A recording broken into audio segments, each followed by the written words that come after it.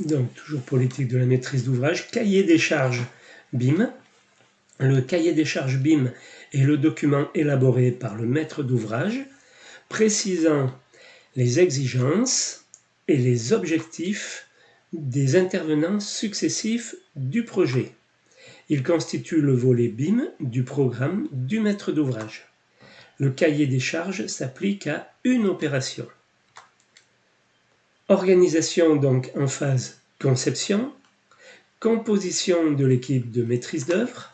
Le maître d'œuvre désigne un BIM manager chargé de la rédaction de la convention BIM qui constitue la réponse au cahier des charges BIM du maître d'ouvrage.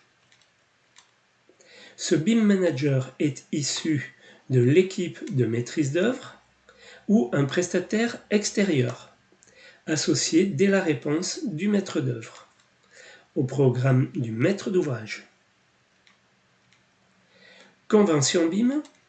La convention BIM de l'opération est le document décrivant les méthodes organisationnelles, la représentation graphique, la gestion et le transfert des données du projet, ainsi que les processus, les modèles, les utilisations, le rôle de chaque intervenant et l'environnement collaboratif du BIM. À chaque étape du cycle de vie du projet, la convention évolue et s'adapte aux nouveaux acteurs et usages ou à des nécessités du projet. Le maître d'ouvrage analysera les termes de la convention proposée par le maître d'œuvre et veillera à la bonne prise en compte des cas d'usage du BIM.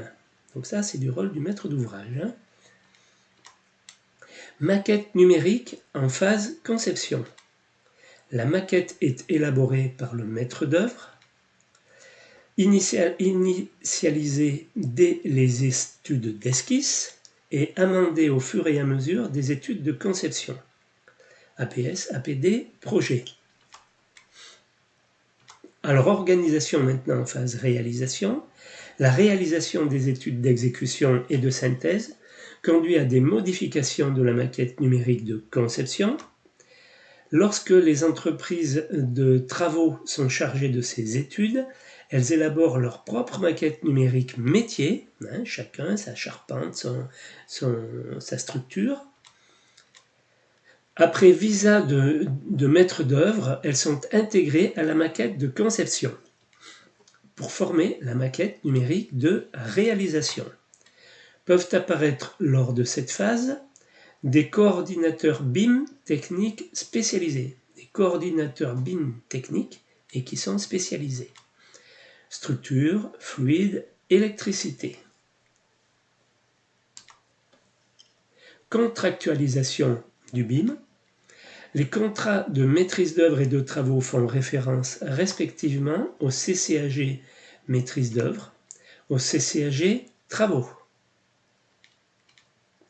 Les récentes éditions 2021 de ces documents contractualisent le processus BIM en reprenant les définitions du cahier des charges BIM et de la convention BIM, article 2, et rendant contractuel dans les marchés de maîtrise d'œuvre et de travaux le cahier des charges BIM et la convention BIM et ses évolutions successives, article 4.